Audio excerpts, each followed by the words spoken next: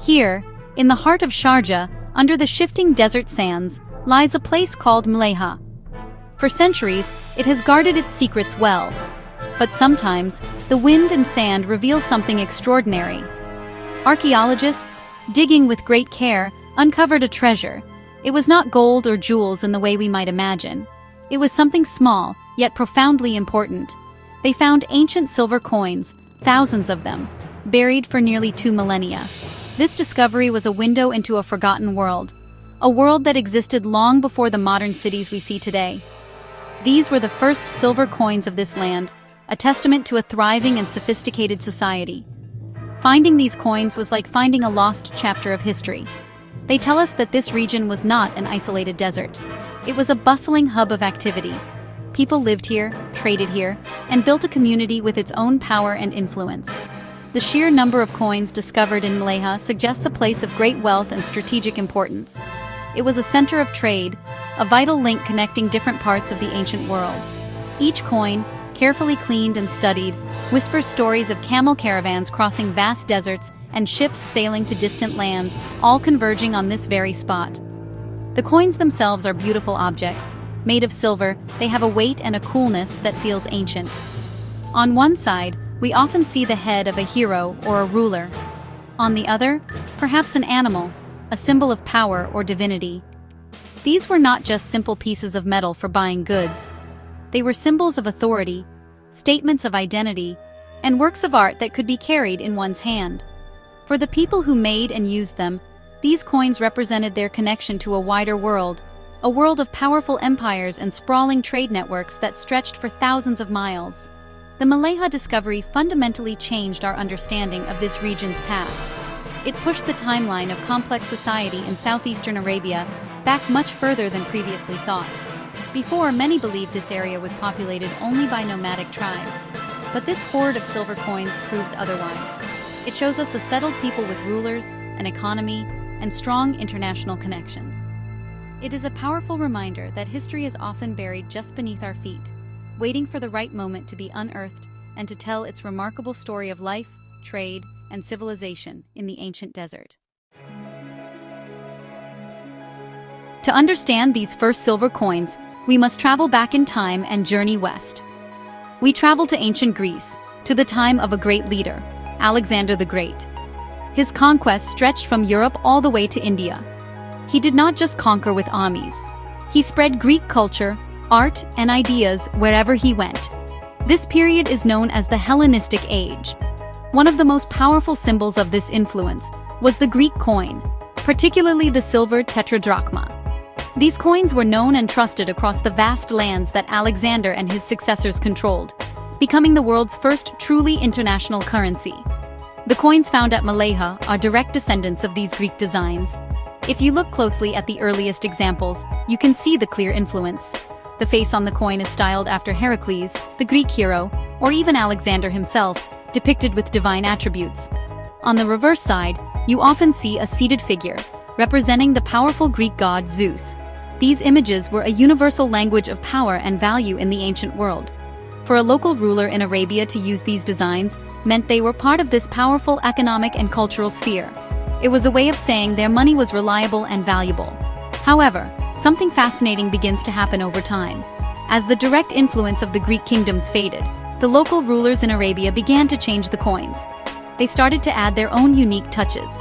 The familiar Greek portraits began to look a little different, more abstract, and perhaps more aligned with local artistic tastes. The features might become simpler, the lines bolder. It was a slow transformation, a gradual process of taking a foreign idea and making it their own. This evolution shows a growing sense of confidence and a distinct local identity beginning to emerge from the shadow of the great empires. On the reverse of the coins, the changes were also clear. The seated figure of Zeus might remain, but it would be simplified, almost becoming a pattern rather than a person. Sometimes new symbols were added, perhaps a palm tree or a camel, things that were important to the people of Arabia. And most importantly, local rulers began to add their own names to the coins, written in the ancient South Arabian script. This was a major step. It was a declaration of independence, a sign that they were no longer just copying a powerful neighbor, but were now issuing currency in their own right, as sovereign rulers of their own land. The journey of the silver coin in ancient Arabia is a story of adaptation. It is a story of how a foreign object was embraced and then slowly transformed into something new, something uniquely Arabian. The initial coins from Mleiha were, in essence, copies. They mimicked the weight, the silver purity, and the designs of the powerful Seleucid Empire, which was one of the states that arose after Alexander's death. This was a practical decision. To trade with the wider world, your money needed to be recognizable and trusted. Using a familiar design was like speaking a common language of commerce, ensuring that merchants from Persia, India, or the Mediterranean would accept your currency. But as the centuries passed, the connection to the Greek world weakened. New powers rose and fell, and the people of southeastern Arabia forged their own path. This growing independence is beautifully captured in the evolving designs of their silver coins. The portraits, once clearly based on Greek models, became more stylized. The noses became more prominent, the hair more patterned. These were not mistakes or poor copies. They were deliberate artistic choices. The artists were creating a new style, one that reflected their own culture and aesthetic sensibilities.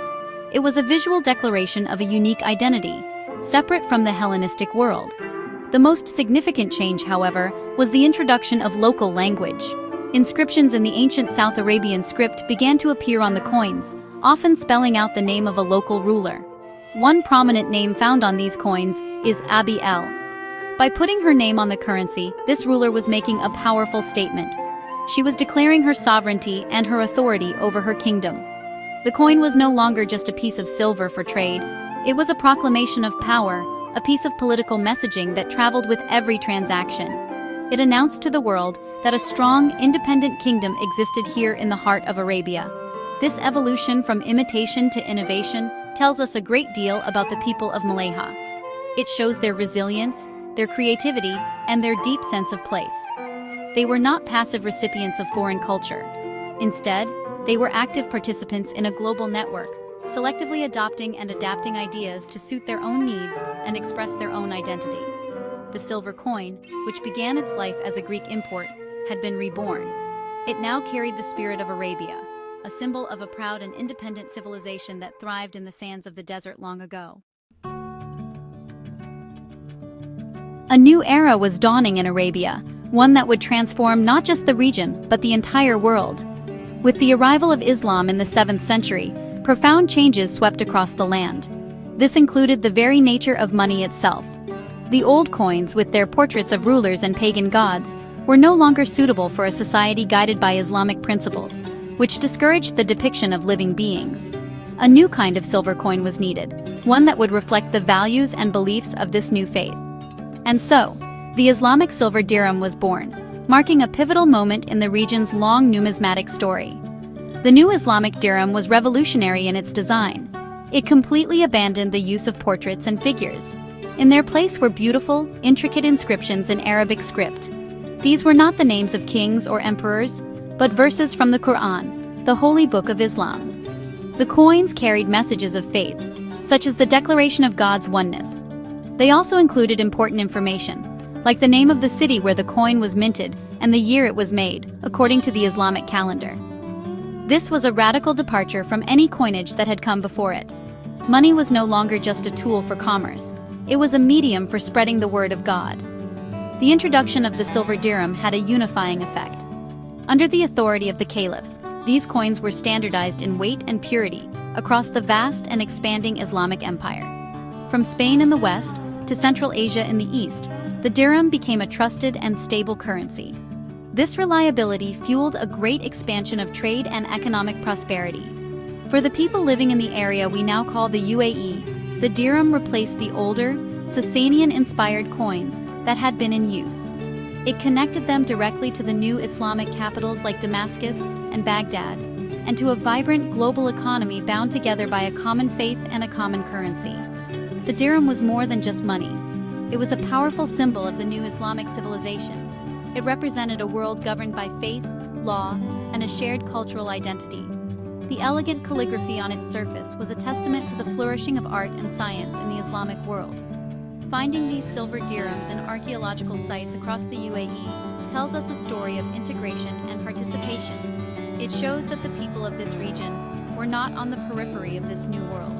They were an integral part of it. They embraced the new faith and the new currency, which became a cornerstone of their society for centuries to come. For much of its history, the Gulf region has been a vibrant crossroads of the world. Its strategic location, linking the East and the West, made it a natural hub for maritime trade. Ships from India and China would meet traders from Persia, Arabia, and Africa in its busy ports. As a result, this area did not rely on a single currency. Instead, it became a melting pot of money, a place where a diverse array of silver coins from countless different lands circulated side by side. Walking through a market in a port town like Julfar, in what is now Ras Al Khaimah, a merchant's purse would have contained a veritable sea of silver from across the known world. This incredible variety of coins tells a story of extensive international connections. Archaeologists have unearthed silver coins from Persia, including the elegant coins of the Safavid Empire. They have found Mughal rupees from India, bearing the names of powerful emperors. There are even coins from as far away as Venice, the famous silver ducats, which traveled along ancient trade routes. Each coin is a tiny ambassador, a physical piece of evidence that speaks of a specific trade relationship. A Persian coin might have been exchanged for local pearls, while an Indian rupee might have been traded for fine Arabian horses or dates. The circulation of so many different coins presented a practical challenge. How do you determine the value of one coin against another? The answer lay in the silver itself. In this bustling international marketplace, coins were often valued not by the face value stamped on them, but by their actual weight and the purity of their silver content. Experienced merchants, known as money changers, became essential figures in every port. They would carry small, precise scales to weigh the coins, assessing their true worth. A coin's value was not in the king's face it carried, but in the tangible, precious metal from which it was made. This reliance on bullion value, the value of the raw silver, demonstrates a sophisticated and highly practical approach to commerce. It allowed trade to flourish even without a single unified currency. It shows a system built on trust, but also on careful verification. The people of the Gulf were astute traders, navigating a complex financial world with skill and expertise. The rich mixture of silver coins found in the region is therefore not a sign of a chaotic or undeveloped economy. On the contrary, it is the hallmark of a truly globalized and dynamic center of trade, one that sat at the heart of the world's most important commercial networks for centuries. In the 18th and 19th centuries, one silver coin came to dominate the trade of the Gulf, and indeed much of the world. It was large, beautiful, and instantly recognizable. It came not from a neighboring empire, but from far away in Europe, from the Austrian Empire. This was the Maria Theresa thaler. First minted in 1741, it bore the portrait of the powerful Empress Maria Theresa of Austria. Even after her death in 1780, mints across Europe continued to produce this exact coin, always with the date 1780 frozen on its surface. It became so popular and so trusted that it, honestly, transcended its origins to become a truly global trade currency. The thaler's success was due to its reliability. For merchants in the Gulf, consistency was everything. The Maria Theresa thaler was always of a large size, and crucially, it always contained a consistent and high purity of silver. In a world of fluctuating coin values, this was its greatest strength. A merchant in a port like Dubai or Sharjah knew that a thaler was always worth a specific amount of silver. This trust made it the preferred coin for large transactions, especially in the booming pearl trade. It was a stable and dependable store of value, a silver rock in a sea of monetary uncertainty, which is why it was embraced so enthusiastically. The dominance of the Maria Theresa thaler had a profound impact on the local economy. It became the de facto currency of the region for well over a century. Prices were quoted in thalers, debts were settled in thalers, and a person's wealth was often measured by how many thalers they possessed. The coin was so integrated into society that it was used for more than just trade.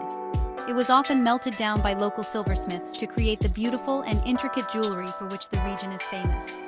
The silver in a bride's dowry necklace or a man's ornate khanjar dagger very likely began its life as one of these Austrian coins. The story of the Maria Theresa thaler in the Gulf is a perfect example of how this region has always been connected to global trends. It shows an economy that was open and pragmatic, willing to adopt a foreign coin simply because it was the best tool for the job. The reign of this Austrian silver coin demonstrates that the region's economic life was not isolated, but was deeply intertwined with the great currents of world trade. The thaler's long-lasting popularity, continuing right into the mid-20th century, is a powerful testament to the importance of trust and consistency in the world of money, a lesson as relevant today as it was 200 years ago. When we ask, what was the first silver coin of the UAE? The answer is not as simple as it might seem. The history of this land is long and layered, and the idea of first can change depending on our perspective. If we mean the very first coins made and used by an organized society within the borders of the modern UAE, then the answer undoubtedly lies in the sands of Mleiha. The silver tetradrachmas, inspired by Greek designs and later adapted by local rulers like Abi el, represent the dawn of coinage in this region. They are the true origin point, a story that begins over 2,000 years ago. But, history does not move in a straight line. After the Mleiha civilization faded, other powers and other coins came to the fore. If we think of first in the context of the Islamic era, which has so profoundly shaped the identity of this region, then the answer is different. The first silver coin of this new age was the Islamic dirham. Introduced in the 7th century, it was a complete break from the past.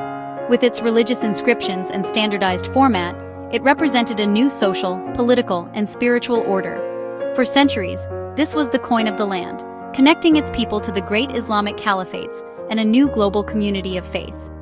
Let us move forward again, into the more recent past, to the age of global maritime trade before the discovery of oil. In this period, another first emerges. The Maria Theresa thaler, while not locally produced, was the first truly dominant, standardized coin of the modern era in this region. For the pearl divers, merchants, and sheikhs of the 19th and early 20th centuries, this Austrian coin was the primary unit of account. It was the first coin to unify the region's economy in a modern sense, linking it not to an ancient empire or a caliphate, but to the emerging global financial system of Europe. Its reign represents a distinct chapter in the story. Finally, we can speak of the first coin of the nation itself. This would be the currency issued after the formation of the United Arab Emirates in 1971. In 1973, the nation introduced its own new currency, the UAE dirham. This was the first coin and banknote to bear the name of the new country, a powerful symbol of unity, sovereignty, and a shared future. So, the question of the first silver coin has many answers. Each one represents a different beginning, a different chapter in the long and fascinating history of this land, and its enduring connection to the wider world through the humble, yet powerful, silver coin. The middle of the 20th century was a time of incredible change for the region. The decline of the pearl industry and the discovery of oil began to reshape the economy and society in profound ways.